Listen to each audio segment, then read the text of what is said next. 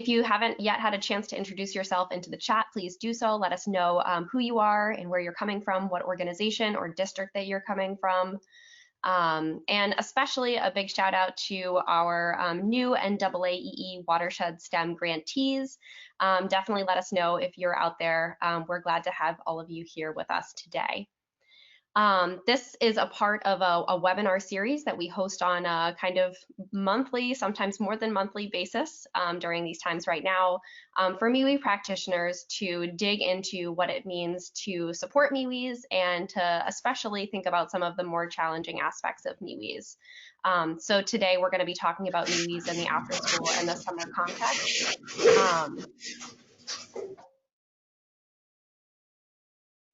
Sorry about that. I think Krista was probably muting everybody. So that's a good reminder for us all that if you could just give a quick check to make sure that you're muted, and I'll give a screenshot in just a second here to show you what that looks like. So yeah, like I said, this is part of a webinar series that we host for MWEE practitioners.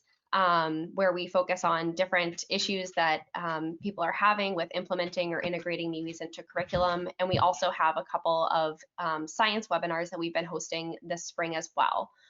So our last science webinar coming up for the spring is Climate Trends in the Chesapeake. It's going to be on Thursday, May 28th, and you should have got a reminder in the email that I sent out about that. You can always stay up to date on the webinars that we're offering on our website, which is linked in here.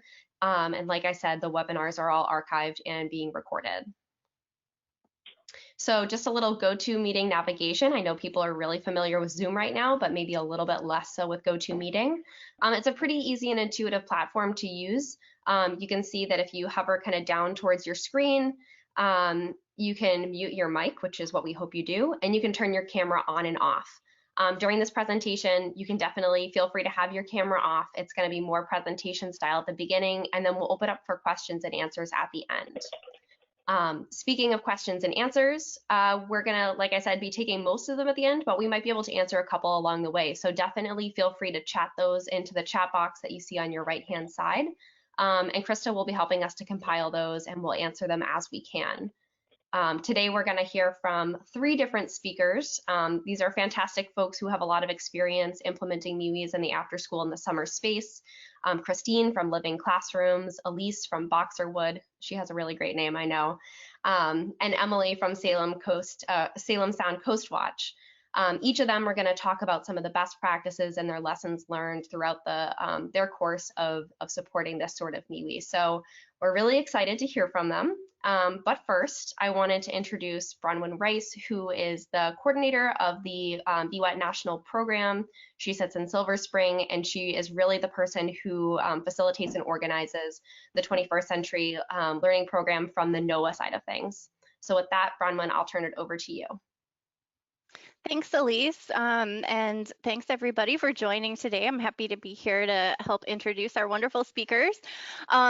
I wanted to share a little bit of additional context for the presentation today and part of why NOAA is particularly interested in MWEEs in the after-school space. We have an ongoing partnership with the U.S. Department of Education as part of their STEM initiative. So this is a series of interagency partnerships that ED is supporting to help use STEM assets of the federal government to bring more STEM programming to the 21st Century Community Learning Center, or 21 CCLC program. And we've also been working with the North American Association for Environmental Education, or NAAE, on a partnership called EE Blue that's in support of environmental literacy broadly. And so with our partners at NAAE, as part of EE Blue, we are working to support some new grants to connect experienced environmental education providers with 21st Century Community Learning Center sites to deliver STEM-based environmental education that emphasizes NOAA's unique scientific assets. So these Watershed Stem partnership grants use the BWEET MWEE model in after school or summer programming with 21st century sites. We did a pilot round of projects in 2017, and we are just about to put the finishing touches on some funding for another cohort who will be working through 2021. And all of the presenters today were part of our 2017 pilot. So you'll be hearing a little bit about some of that work, I think, over the course of this presentation. And there's more information about this partnership on the slide if you're looking for more details. I did want to just spend a minute on the 21st Century Community Learning Center program, if folks are not aware of it. So this is funded by the U.S. Department of Education. It provides academic enrichment opportunities during non-school hours for children, and particularly students who attend high poverty and low performing schools. It helps to meet state and local learning standards in core academic subjects such as reading and STEM, offers a broad array of enrichment activities to complement regular academic programs, and provides literacy and other educational services to families. And these competitions are run through state education agencies to award the 21st Century Community Learning Center grants. And so I wanted to highlight this because while this program itself is not focused on environmental education specifically, there are opportunities to incorporate environmental education into 21st century funded programs. So this is another potential source of funding for environmental education providers who are interested in working in out of school time. And I think you will also hear some examples of that from today's presenters as well. Next slide, thank you. So we're here today to talk about MWEEs and what MWEE implementation looks like in out-of-school time settings specifically. So I thought I'd start by sharing a little bit, a few observations from our 2017 Watershed Stem pilot. And so we did, with that round of funding, we were focused on past BWET grantees. So we were encouraging past BWET grantees to apply and adapt previously developed MWEE programming in partnership with 21st century sites. And our implementation study with that project did show that there were a few areas where adapting a MWEE curriculum that was designed for K-12 classrooms to an after-school setting was challenging. So most of these were in the areas of the supporting practices. So I will highlight a couple examples. In terms of being a sustained activity, after school projects tended to have a shorter duration and less overall contact time compared to when MWEEs are delivered as part of a traditional formal education curriculum.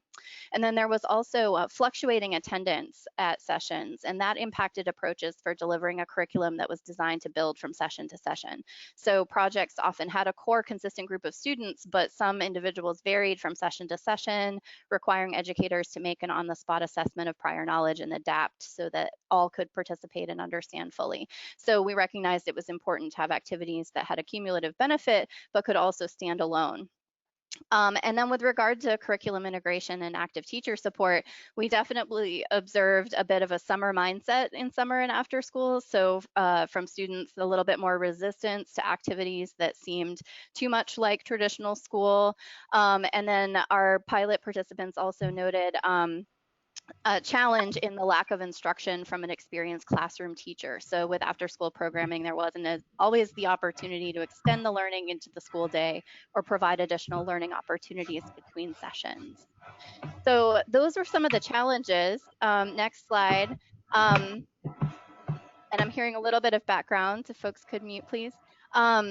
Those are some of the challenges, but I think these could also be framed as opportunities. So with this next round, we're really looking at, instead of trying to focus and adapt a formal curriculum, really maximizing the opportunities of the informal setting for the most impactful part of traditional MWEEs. So for example, if you're not tied as closely to standards and pressures for specific learning objectives associated with those, there's an opportunity for deeper exploration of narrower questions, to be responsive to student interest, adapt the program based on where the students are really excited to go, and incorporate more youth voice. So there's lots of ways to take advantage of this setting to really build and increase the power of the MWEE model.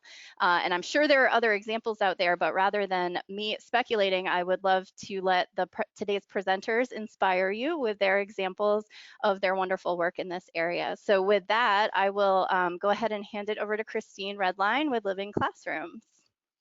Hello, everyone. As Bronwyn may have mentioned, Living Classrooms was part of the 2017 pilot program, and we created a new program called Future STEM Leaders, in which we use similar concepts and content pillars that we already were using in our other programs, but that could be incorporated into an existing 21st century program.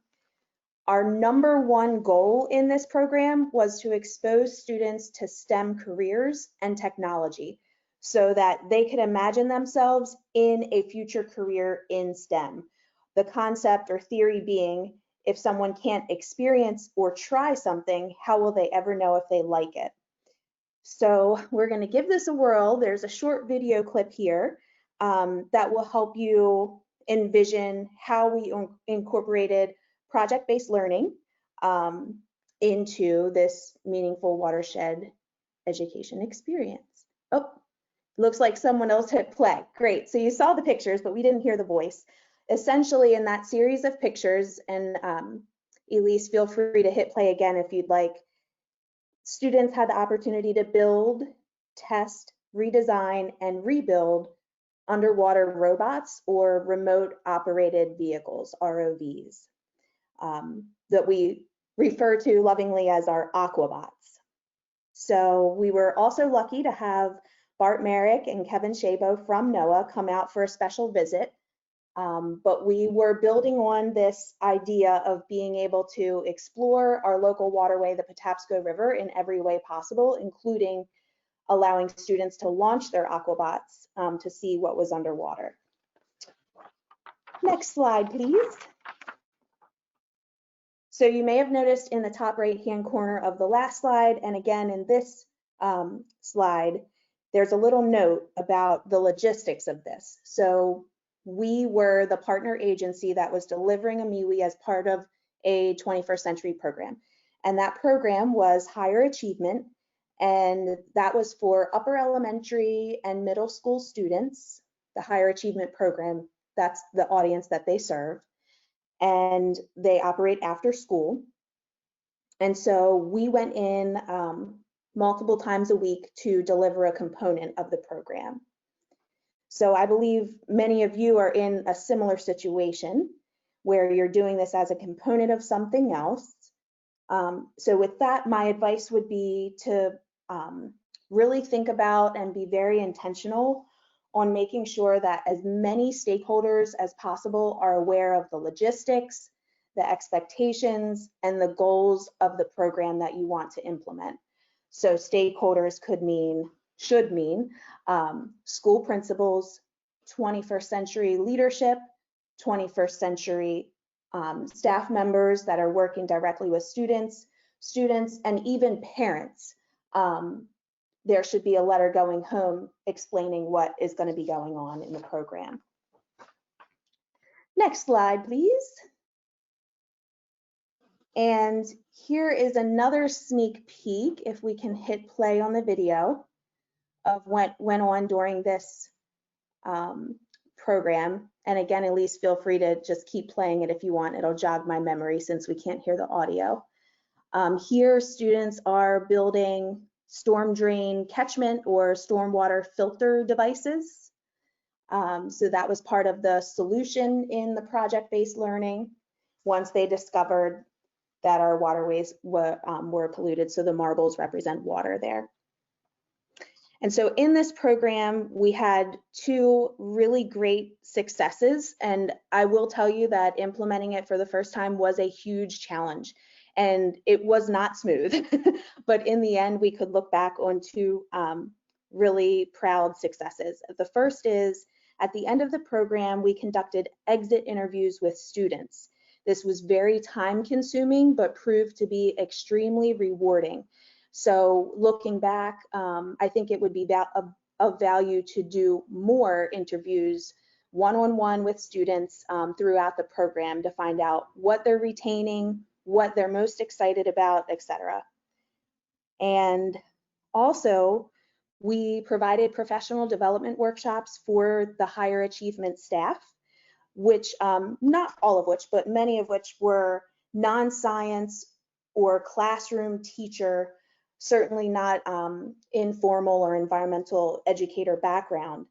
And the goal was to have folks leaving the training feeling like they could continue the MWEE after we were gone.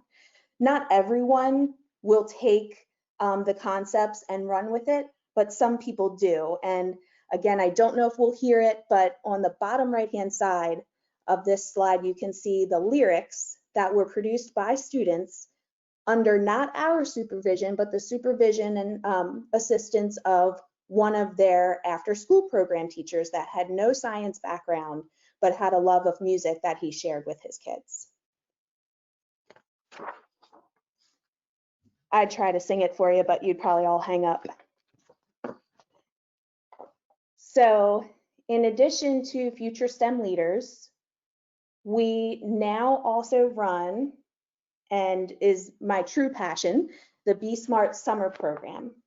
And the Be Smart Summer Program evolved from MWEE roots. In our particular department at Living Classrooms, MWEEs are our area of expertise. So this program was inherently STEM and continues to be inherently a meaningful watershed educational experience each summer. Students connect to their local waterways, and the lessons and activities, we hope, inspire changes in perception and attitudes about the environment. But like many other Living Classrooms programs, we adapted our programming and our focus to address a profound need in the community. So the quote here, "There is not a job," I'll just pause for a second, let everyone read the quote.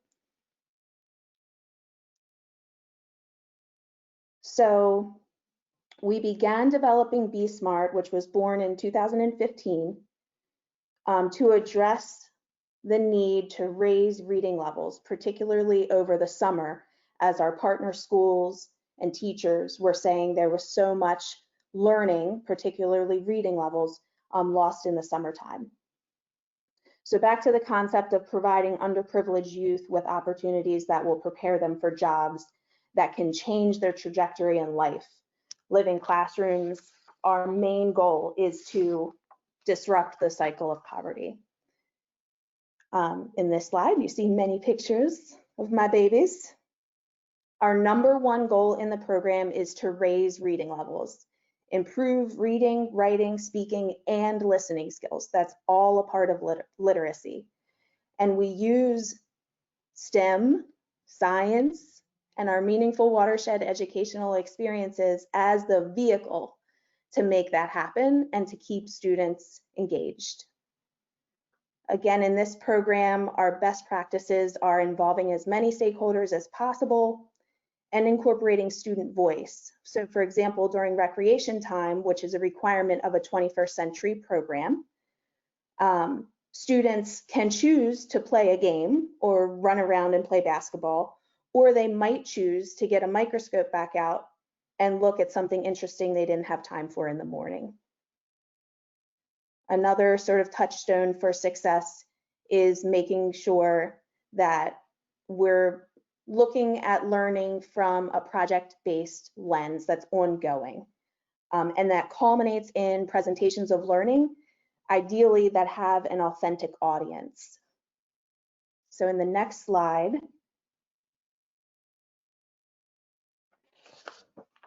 this is a video, and I truly wish that you could hear the audio, but you might love it just seeing the kids. You know, there's girls are twirling in the background, which is not part of the presentation. There's a baby crying, lots of voices, we're dropping posters.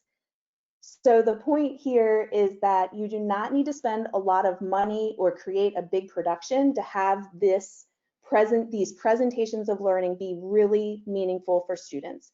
So you can think back, I'm sure, to when you were a kid and how scary it was, and then later confidence building it was, just to stand in front of people, express your ideas, even if you have a small voice and you're working towards a big voice.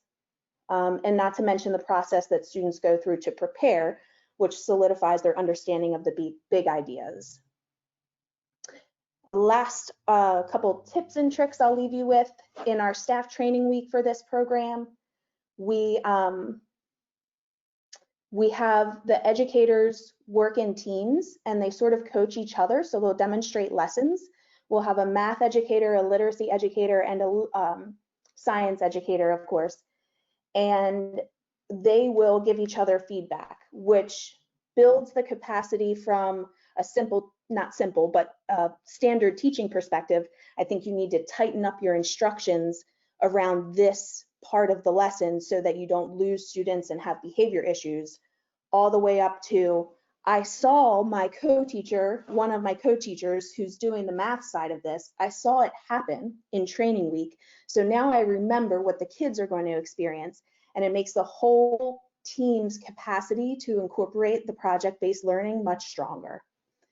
I believe my time is up. I was going to speak a little bit about program evaluation, but I will pause, and if there's time at the end, we can circle back to that. Thank you so much, Christine, for sharing. Really inspiring work for sure. I'd like to just check in with Krista. Do we have any questions in the chat that we could pitch to Christine at this point? No, so no questions have come in yet. And just a reminder, if you have questions for any of our presenters, just write them in the chat, and then I'll keep a running list, and we can always get to them at the very end. I have a quick follow-up, Christine. You mentioned stakeholder engagement, and that's huge, especially when you're working in the after-school space, I think. And you talked about reaching out to parents and principals, and thinking about all of our new grantees that are on the line today, or for others who already do MWEEs and are maybe interested in trying to bring this to their community. What sorts of tidbits, or do you have one or two things that you would really recommend in the way of stakeholder engagement that really helped for your program to authentically be embedded into the community? I'm trying to keep my answer concise. When reaching out to principals, make sure that your communications are brief, but that you are putting the most important aspects of your program in front of them in whatever method that is, in the hallway in person or in an email. With parents, just making sure that they understand that your number one priority is to keep their child safe, and maybe one or two goals about learning and why it's important. And then in the end, when it comes to the student presentations of learning, we talked to the kids about how they could incorporate or pass their knowledge on to their families. So one example is, we had one group of students one year instructed all of the adults as they arrived at our evening sort of end of summer celebration to collect one piece of trash, which was then tallied upon arrival on a graph that students were in charge of. And then later in their presentation, they presented the graph and talked about the data. And so that was a quick way to get parents really invested and changing perceptions about the impact they could have on runoff pollution, where it comes from, et cetera, that their kids want this change to happen in their community. Yeah, thank you so much. And Meredith has a quick question, maybe for just the B-SPART program. How often were you seeing the kids? Is it an all-day program, which I don't think that it is, but or maybe it is. And then how often, once a week for an hour, or what was that? What was the timing dynamic? Yep, so Future STEM Leaders was pretty brief and integrated into higher achievement. Be Smart is still happening, happens every summer, and it is a 5-week program, full day. We are with the kids from 8:30 to 3 o'clock for 5 weeks. Wow. So I think that really, is a testament to, you can have a really huge impact when you have more time with students, of course, but also you did a lot of great work in the after school space when you're seeing them for just these brief amount of time. So it really kind of depends on the context. If you have more questions for Christine, feel free to pop them into the chat and we can answer them at the end today. But I do want to now transition to our next presenter, Elise Sheffield from Boxerwood Education Association out in Western Virginia. Elise?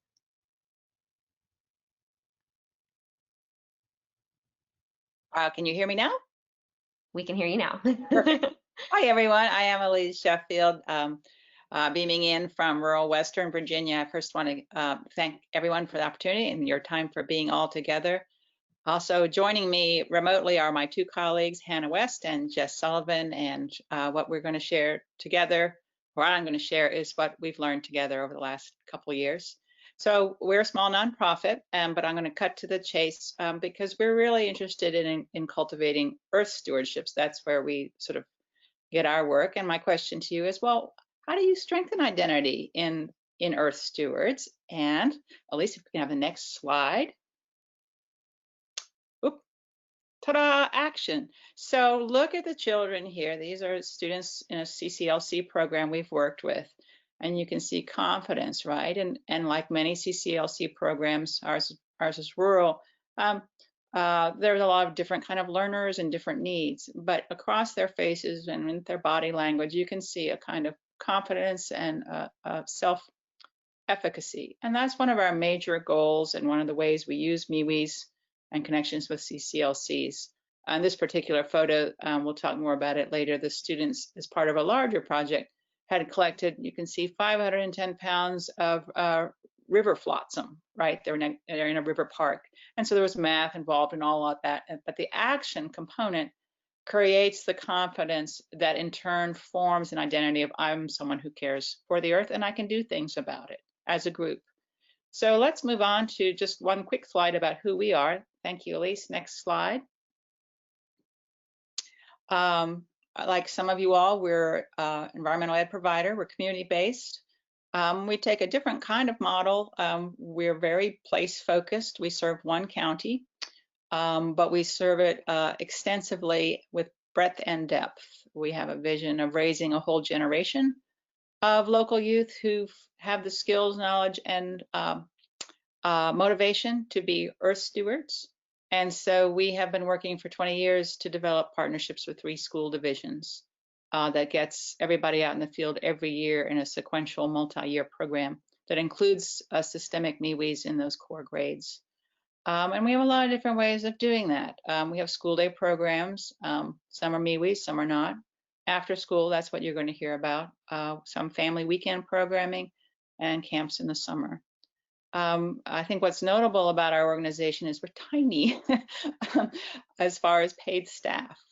We have some non-educators on our staff as well, but the model is very community collaborative, and so we steer our work with our staff, but we pull in volunteers, partners, and we accomplish what we do through raising money. The schools pay for our work.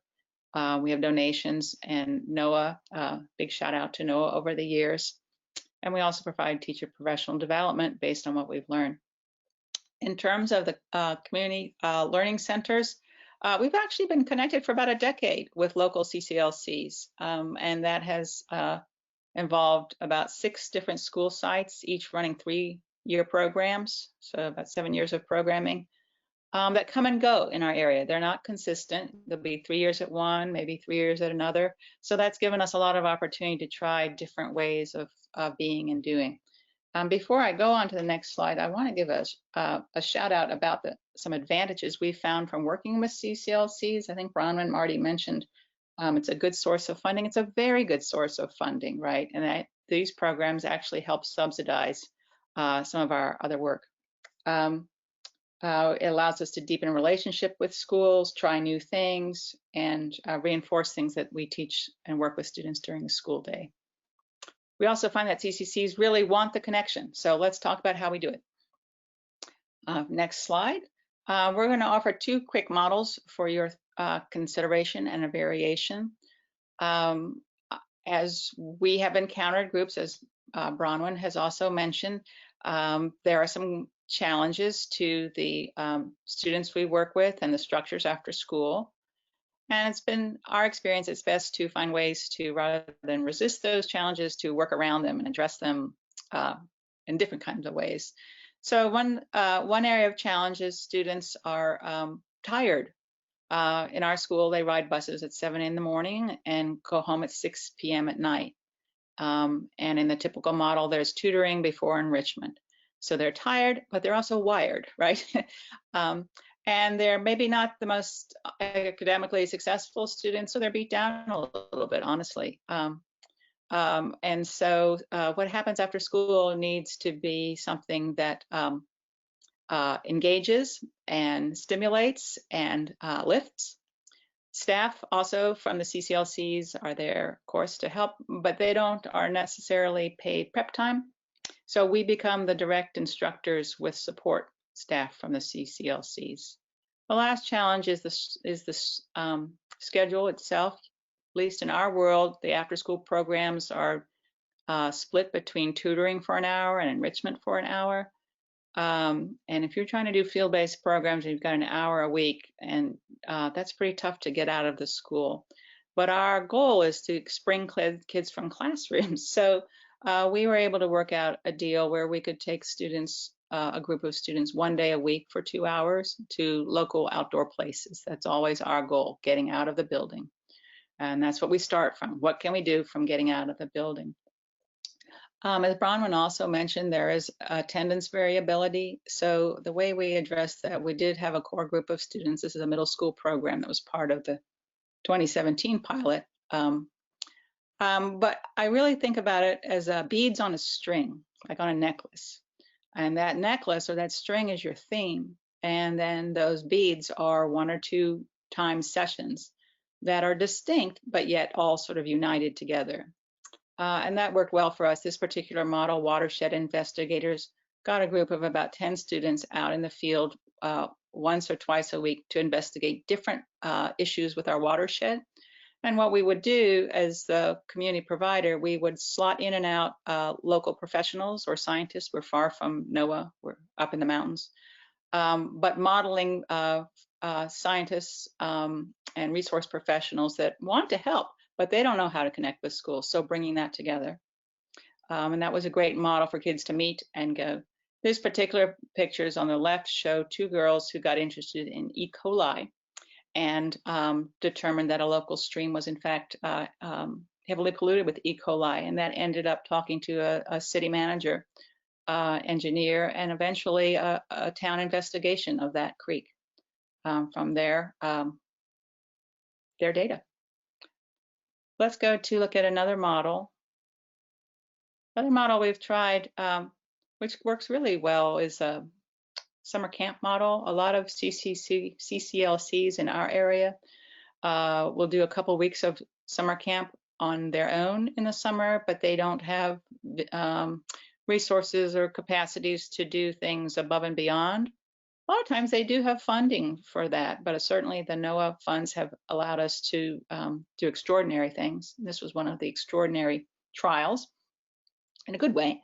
We partnered with a school unknown to us from an adjoining county in 2017 at a state park with 20 students for 5 days, 9 to 4. Several CCL staff members, some of whom were teachers, and 20 children of various grade levels at elementary school.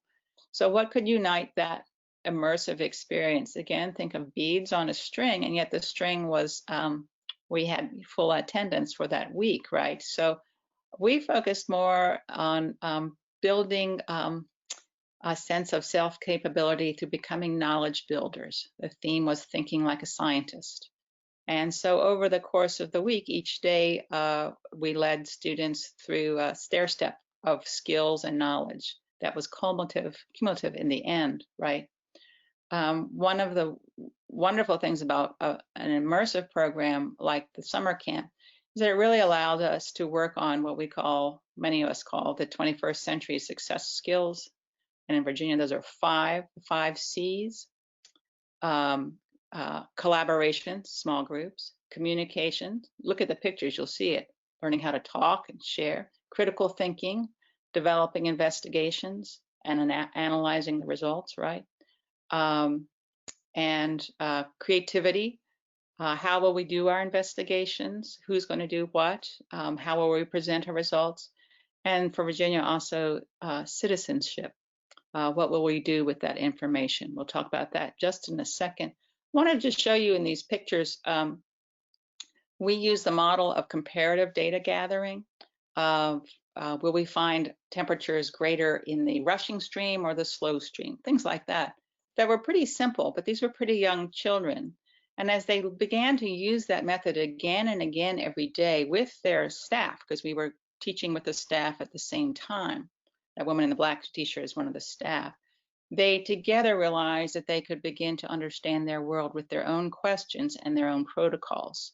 And that was our goal of building that sense of, I am a knowledge maker, I am an agent in my world.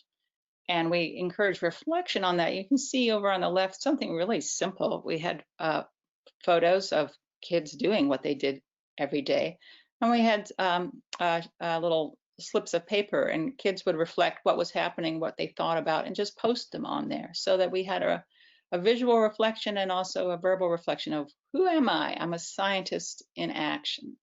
SPLASH stood for Students Pursuing Learning and STEM Happenings, I think. And that picture at the last in the corner, you'll see a young man talking to the state park head. And of course, he has guns all around his waist, which was fascinating to children.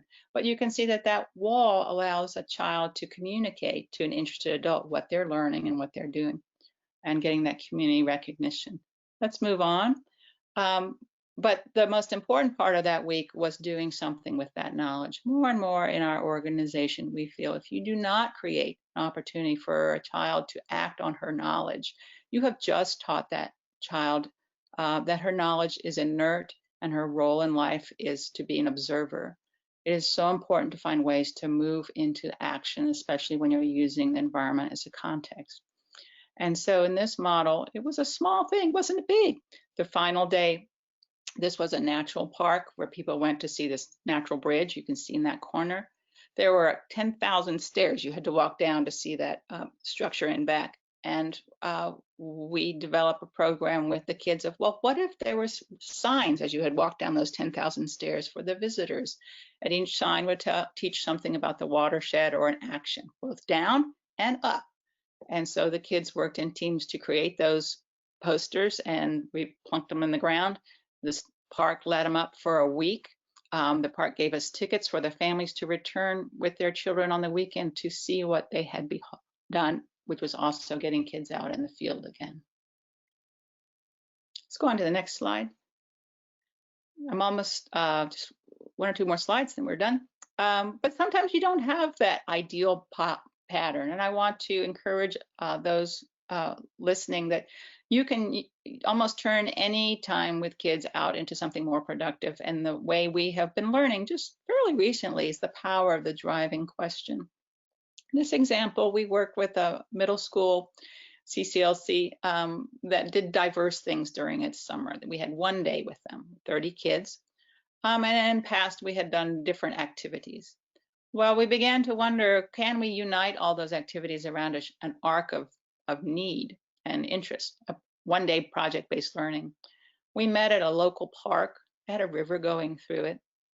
We knew that visitors came to the park to camp for music conventions in the summer.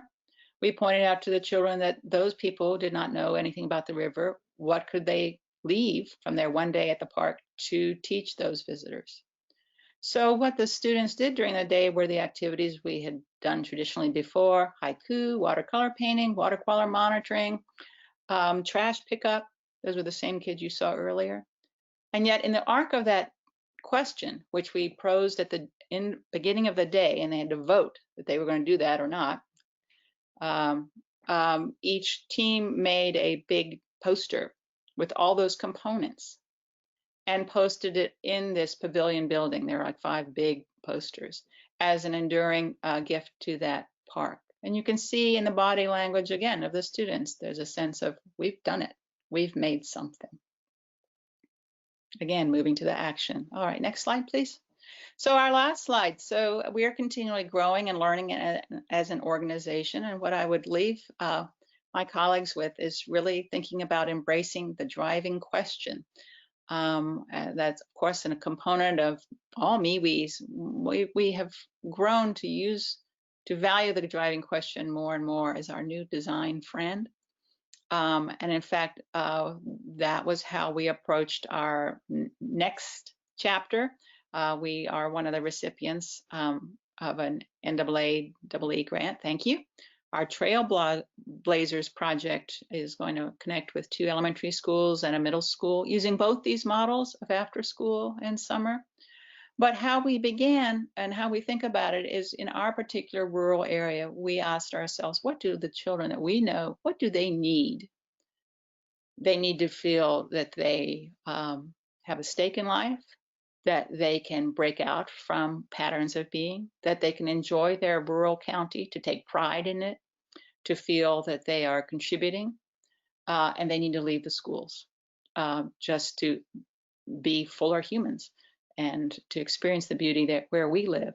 So then we use that essential piece to saying, well, what driving questions would help us create a program that would end up with those kind of outcomes, as well as all the other outcomes schools want to see, right? Which is in the green square. So you can see our 2 driving questions for programs. And our vision, particularly with the middle school, is let's use kayaks and canoes as a way of doing our science investigations as much as we can. Let's go hiking. And we'll have questions for science within that, and they will evolve into stewardship actions. But let's make it something that kids want to do and will remember and build from their whole lives. So my parting word to you is the MWEE can be the delivery, just like the canoe, for all kinds of things. In a way that suits your organization and its goals. So thank you. Thank you so much, Elise. We don't have a time for questions here, but I just want to acknowledge that we're seeing a lot in the chat around the great public outreach and the great action that your students engaged in. And I just loved what you said about, if we don't engage our students in the opportunity to take action, then we are just really reinforcing that idea that students and young people are merely observers. And really, instead, they should be actors and change makers. I really love that and appreciate it. But if you have more questions for Elise, pop them into the chat, and hopefully we'll have a little bit of time at the end. And next up, we have Emily Flaherty from Salem Sound Coast Watch. Go ahead, Emily, whenever you're ready. All right, thanks, Bronwyn, and thanks everyone for having me. Salem Sound Coast Watch, we're also a small nonprofit, and we're a watershed organization. So we concentrate our work within the Salem Sound watershed, which includes seven cities or towns. And our work, actually our school programming and after school programming was a result of NOAA BWET. So we are truly immersing everything we do, integrating MWEEs into it all. So these are just some pictures of lots of programs we do. You can skip to the next slide. So our 21st century pilot program was with a partner organization. They were the 21st CCLC site, and their goal was around academics and literacy. So Salem Sound Coast Watch's goal is to promote stewardship in the watershed. So combining these 2 goals worked really well. You can see that this first picture here is, we called it the word wall. So every outdoor experience we had brought up these new terms, and we would pop those on the wall, students would define them, and it would become this wall of resources for them. There was a lot of reading and a lot of writing mixed in with our outdoor experiences, so really infusing the literacy into the program was huge. And honestly, it wasn't a skill that I came with. I wasn't a literacy teacher. I'm a science teacher. I'm an environmental educator. So I was paired with a teacher, and we co-taught the sessions, which was amazing. Actually, we worked really well together, and we learned from each other. So that was definitely a positive of the program. Next slide. And outdoor experiences. So the way it worked is we had 4 days with the children in the summer, and we had them from 9 to noon to do this academic component. So each day we would make sure that they got outdoors and they did a little bit of literacy. So I think we can all agree, we all understand that that's key, is getting them outdoors and seeing the issue. So if we want them to be stewards of it, they have to witness the issue.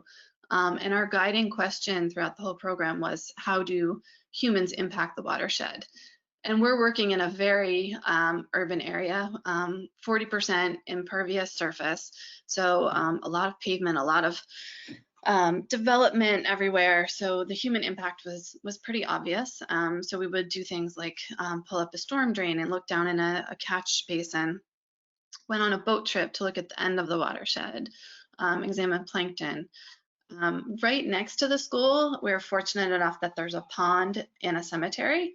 So this picture of everyone kind of over this little bridge area, the culvert where it goes underground, there was a snapping turtle. And so we would go and check out the snapping turtle all the time. And we would see trash and we would wonder where the trash came from. And we would track it through the storm drains back up into the school. So they would see that the pond was actually the end or part of the watershed of their school.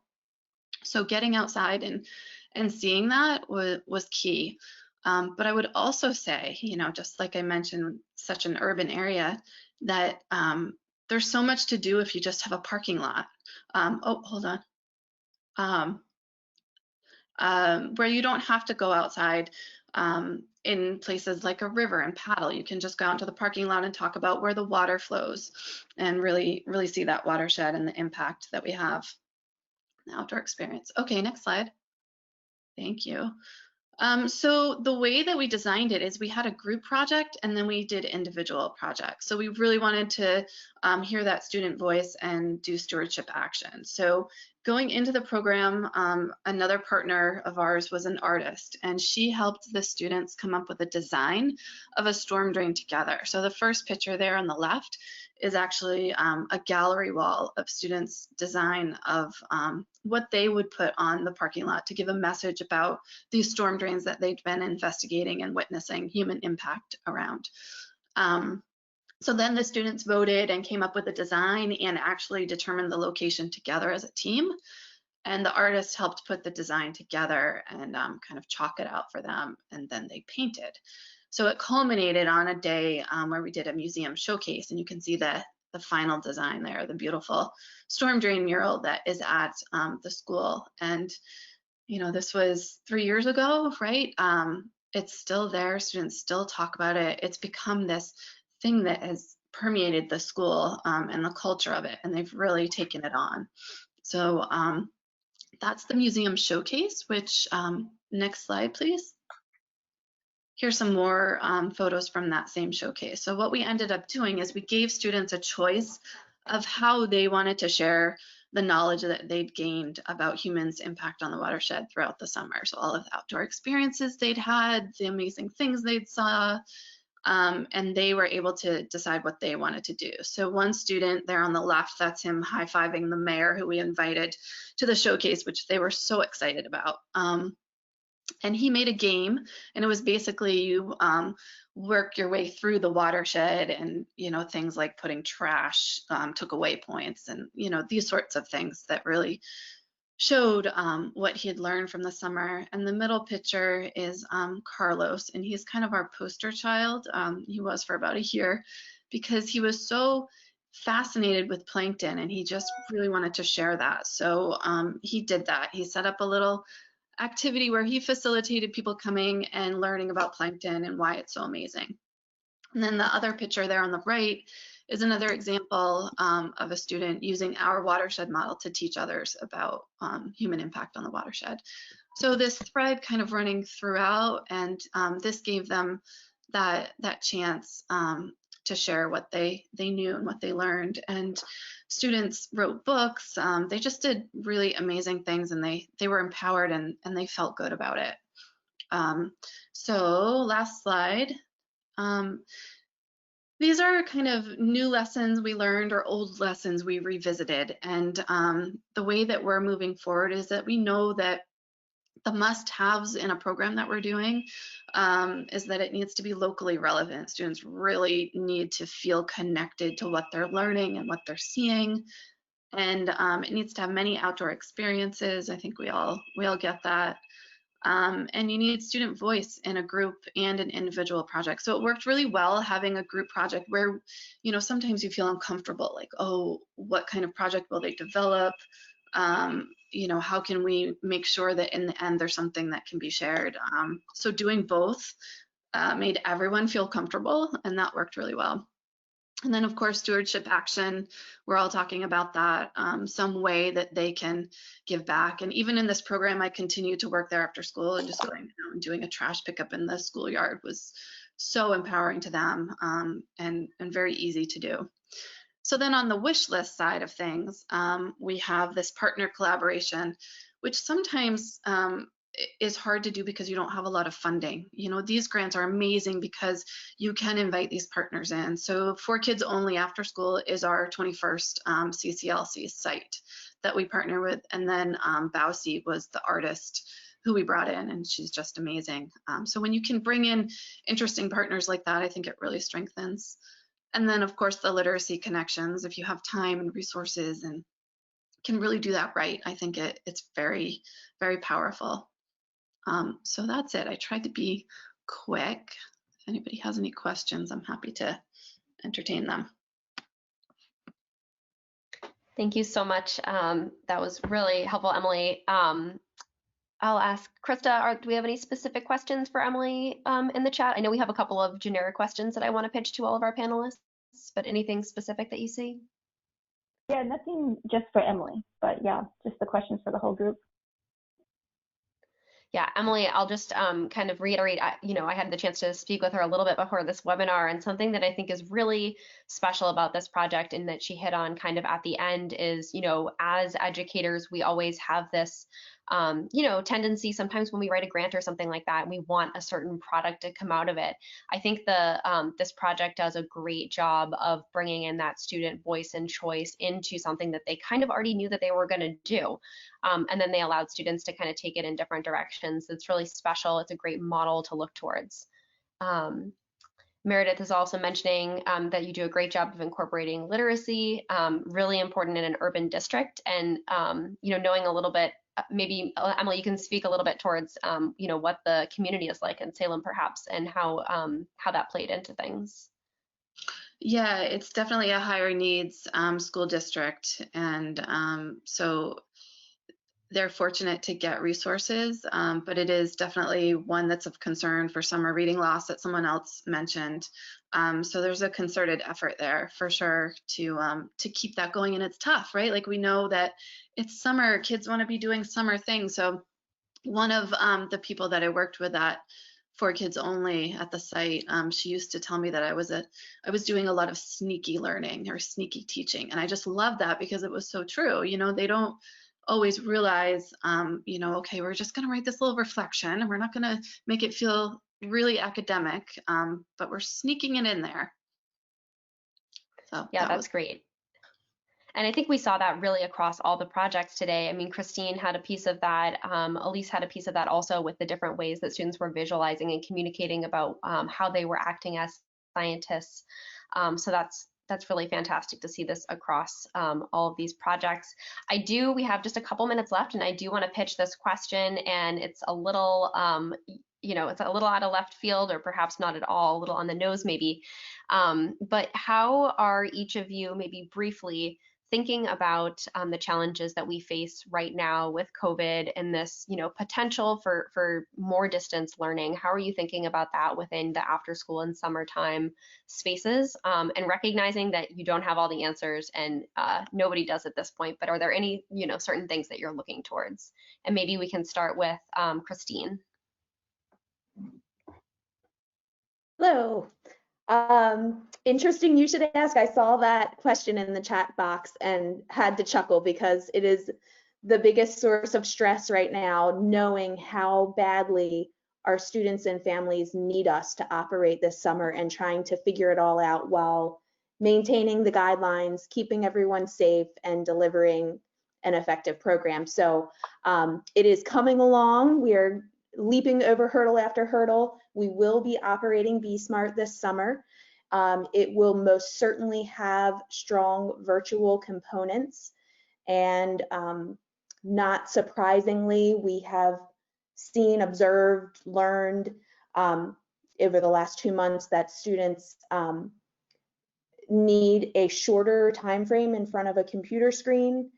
So we'll probably have shorter days, more days, and we are hoping with the goal in mind of having some in-person, limited in-person interactions. And I really can't speak further on that right at the moment, but it's in the plans. Thanks, Christine. Elise, briefly, how are you guys approaching it? Well, we're tied at the hip with our CCLCs, who are in turn tied at the hip to their school divisions, which in turn are tied to the Commonwealth of Virginia. So since there's not a clarity all the way down those linkages, we are just relaxing. We're just in the canoe in the water, just waiting. What I do imagine is the after-school programs will be a good way to connect with kids because it's outdoors and it'll be small group after school, the way we will do that. But the shape of that, we're not yet, we don't know yet. Thank you. And Emily, anything to add to those two? Not really. We're in the same boat. We're just trying to stay connected with our sites, and it's a waiting game. We're brainstorming, ways that it would look if everything was virtual or small groups. So just trying to make something happen. It's a weird place to be in, to think, how do you do outdoor education on a computer and have it be meaningful and relevant to their local place? That's a tough one. Yeah, certainly a challenge, certainly something that we are all talking about at all levels, from funders to, obviously school districts are having these conversations, although I think they're all taking a kind of a deep exhale after, hopefully kind of trying to wrap up the school year and begin planning for the next school year. So there's a lot of uncertainty right now. Nobody has all the answers, but I think sharing in formats like this and others is really important during this time. And speaking of that, this is one of the last MWEE Practitioner webinars that we have scheduled for this spring. Like I said, we do have that science webinar that's scheduled for May 28th on climate trends. But I did see in the chat that there may be some interest in doing maybe one more webinar, perhaps at the beginning of the summer or end of the spring, where we maybe dig in a little bit into what MWEEs could potentially look like in more of a virtual format, which gives me a little bit of cringe face, but I think that it is something that we need to have a conversation about. I'm seeing a lot of yeses in the chat. So, if people have specific things around that, I think that's a really big topic, and it would be great to maybe focus that a little bit more. So if you have ideas, please send me an email. I think you all have it at this point, and maybe Krista, if you can type my email into the chat, that would be great. But it seems like that is something we should do to kind of end our practitioner series for the spring. I want to remind folks that we do have the MWEE 101 course and a couple different options to utilize that this summer. So the MWEE 101 course is a free, self-paced course that you can adapt and use for your own professional development. You can contact Krista. Her email is up here if you'd like to explore different options for integrating it into your PD this summer. And that goes for both, folks that are going to be doing PD for 21st century after school, summer school, as well as, our typical MWEEs in the classroom. So definitely check that out. I want to give a big virtual round of applause to all of our presenters today. Thank you so much to Emily, to Elise, and to Christine for sharing with us.